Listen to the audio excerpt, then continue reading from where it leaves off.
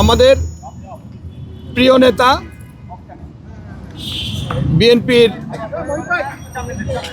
ভারপ্রাপ্ত চেয়ারম্যান জনাব তারেক রহমানের সহধর্মিণী বিশিষ্ট চিকিৎসক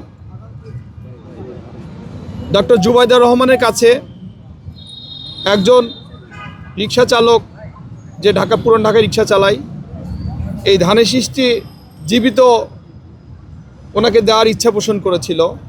ধানের শীষটি আজকে 2-3 দিন এখানে থাকতে থাকতে নুয়ে পড়েছে। এই সংবাদ ডক্টর জুবাইদা রহমানের কাছে যখন পৌঁছে, তখন উনি আমাকে বলিয়েছেন, জানেন তো উনি একজন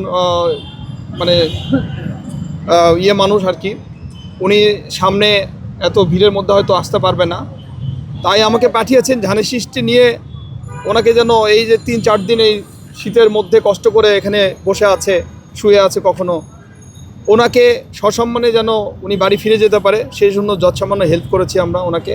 এবং এই ধানের শীষটাই উনি ইচ্ছা পোষণ করেছিল আমাদের প্রিয় নেতার সহধর্মিণী ডক্টর জুবাইদা রহমানকে দেওয়ার জন্য।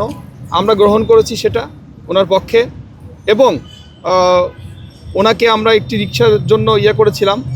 উনি বলেছেন যে অ্যাক্টিং চেয়ারম্যান জনাব তারেক রহমান দেশে ফেরার পরে ওনার হাতে সেটা উনি নেবেন।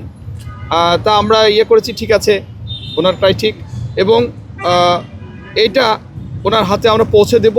এবং ডক্টর জুবাইদা রহমান বাসায় ফেরার পথে চেষ্টা করবেন ওনার সাথে একটু সাক্ষাতের, এটা বলেছেন। আমার কাছে তেমন আর কিছু বলার নেই। এই